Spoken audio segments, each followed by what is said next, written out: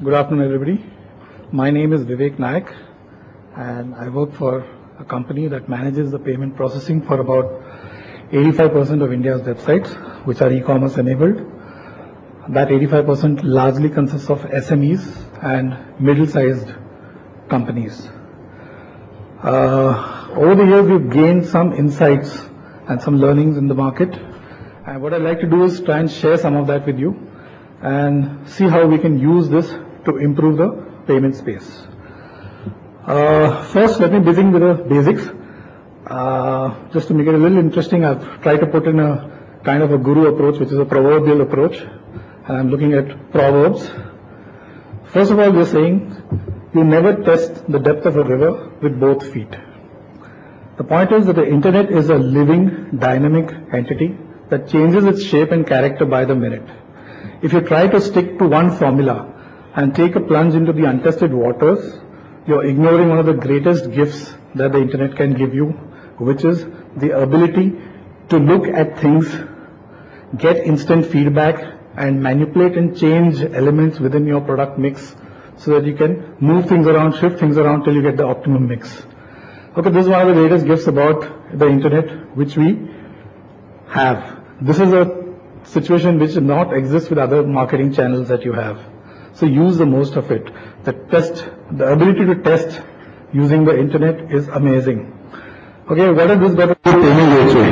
Well, think about it that there are new developments happening in the marketplace constantly, and you need to keep your mind open to these new developments. To take a page out of Sanjay ji's book, okay, I'm going to choose, I think probably a lot of the people will be choosing your numbers, but there are some real good numbers we have on the marketplace. Taking up on the point that he made about the performance of cash cards. Now there I have come across some merchants who very, very firmly believe that MasterCard and Visa are enough to drive enough sales and to get growth for their businesses. Okay, newfangled payment options like cash cards, hey, I don't know whether they're going to perform or not. If you look at these numbers, at 20%, okay, of credit cards share, okay, overall share. And if you look at it from net banking also, that's another 30%. So only half the share of the customer's choice is only half. That's what credit card has. And those guys who stuck to their thought that, hey, listen, I'm going to stick only to my credit cards, I'm happy with it, they're losing almost half of the business. So that's one thing. Keep your mind open to the changes that are happening in the marketplace and make sure that you are always open to change so that you can put in the ability of moving things around. So it comes down to that, what do you do when you make a success of your internet enterprise? First of all, there's a proverb that goes that says, man who uses just one chopstick always goes hungry. Right? You never go into battle half prepared, you go fully prepared. So you see, the fact is, whether it's eating food or whether it's doing business, you can't get what you want without the right tools working for you. From my personal experience, I can tell you that you can't hang a picture on the wall with a hammer and a nail anymore. Okay, you need the full shebang. Chances are, if you do it with a hammer and a nail, you'll crack the plaster and you'll have to go and buy another picture just to hide the crack. The truth is, what you need today is a drill, a roll plug, a screw, a knife to cut away that extra bits of roll plug. Okay, you need a hammer, a spirit level to make sure that the picture is hung straight. So going with a full set of tools is what you really need to do. Okay, the same goes with payment options. Okay, a restaurant who serves just chapati and dal when you're hungry, okay, might not cut the ice. You'll want a full thali. That's what you need. Why? Because the customer is the king. If he likes something, he might not like something else. And if you just go with a limited set of options, you're killing yourself, shooting yourself in the foot. So what we're saying when it comes to payment is you need to offer the full thali of payment options to your customer, including the emerging ones as dessert. Right? So that's what you need to do. You can't take chances. You have a customer, you've done all the hard work of getting him to your website, and when he's going to buy, you don't want to be caught in a situation where he doesn't have the means to pay. So offer him the full gamut of the whole thing. After all, customer is the king. But if you think about it, how much are you going to chase? Okay, it's all about money. It's cost to go and get hold of these kind of payment options. So the next thought I have here is, if your blood doesn't flow through your body, then of what use it is. If you're going out and getting yourself a payment mechanism in place in your website, there are some things that go far beyond the payment mechanism, including payment options, what kind of cards you have, what kind of net banking options you have. Does it go beyond that? Does it go beyond just merely offering a payment option and letting you provide that to your customers? What are the value adds that they bring to your business? Okay, if money is like blood that flows through your business, it has to flow in and out regularly. So what are the tools that you have within your e-commerce solution which allows the money to come in and flow out easily? Let's say, for example, you're going abroad and you're exhibiting at an exhibition, and there you find someone buyer who's very, very keen to buy something straight away there and then. Now, you're not going to get a POS terminal out there in the middle of nowhere. Does your e-commerce solution allow you to let the customers take the credit card number there, log into your system from the back end and capture the transaction there and then and make a sale there? Or, for example, your life is not limited to your website. Your product can go beyond your website. Suppose you have a telephonic negotiation with a customer and you strike a deal for a bulk purchase. Now, obviously, that is not on your website. So how do you get payments for that securely?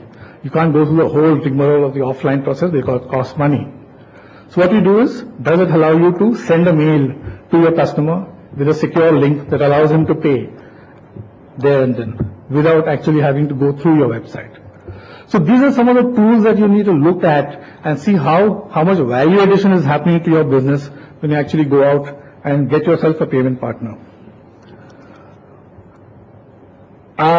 This is something tricky, but I think we all are aware about the losses that the airlines have suffered because of fraud. I think fraud is real. Fraud is very much there, alive and kicking, and we know the numbers that bigger airlines have suffered. Now, this is actually, if you come to think about it, it's all about process, and it's all about how you manage your risk management process at the back end. Luckily for the airlines, they actually have a methodology of figuring out that the person who buys a ticket is actually the person who flies. You just have to ask him to prove his identity. But a lot of merchants out there don't have the luxury. They never see their customers face to face.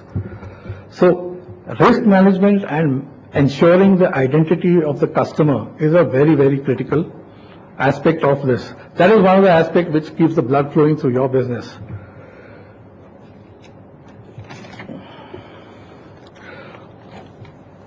I move on to the next point on this matter. If you look at it, risk management is a very tricky business these days because as long as there are criminals out there, the minds are constantly working and you can't possibly keep figuring out the new methods that they got to apply on you and work out a solution for them. If you try to do that full time, okay, you're in trouble. When I was growing up in Bombay in the 80s, there was this starlet called Sheetal.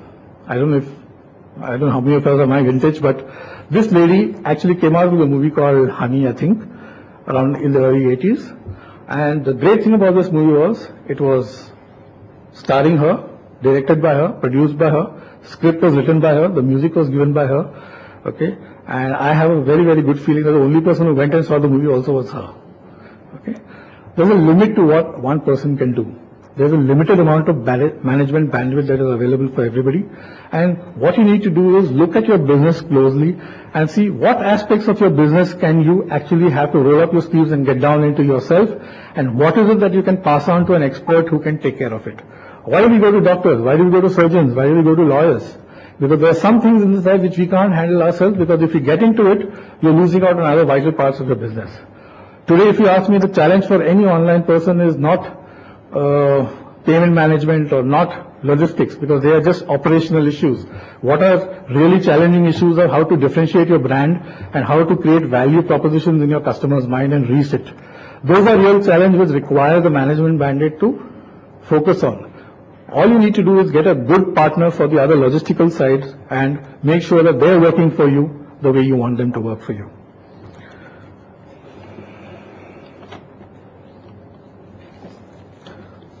The reason why I'm stressing on risk management is because risk management has the potential of, a bad risk management team has the potential of making or breaking your business. The card association are very clearly on the side of the card holder. the onus of establishing any dispute is always on the merchant. The merchant has taken a hit very, very often because his system of ensuring that the customer's genuineness is not very much in place. Not only does he lose the money, he also loses the product. Okay, so it's a double whammy for a lot of merchants. Risk management is an area which everybody needs to look at very, very finely, and frankly, a lot of people do not have the time and the energy to look into it. So that's again where we say, bring in the experts, let them take care of it, make them accountable in terms of deliveries, and that's it. Finally, the last point I would like to make is managing money. Okay, why pay $1 for a bookmark? Why not use the dollar as a bookmark? Right? Ultimately, you need to look at what you're putting into your business, and you need to look at what is vital for your business. Okay, squeezing the maximum value for your buck is the name of the game. Do remember that getting a lower price does not mean you're getting the best deal. Online merchants need to look at the payment processing solution from a value for money perspective. How much value they're adding to your business, how much of your life is made easier by them, how committed are they to growing their part of the business and their part of the story. Okay, concentrate on make or break situations for your businesses like brand management, marketing, and product differentiation.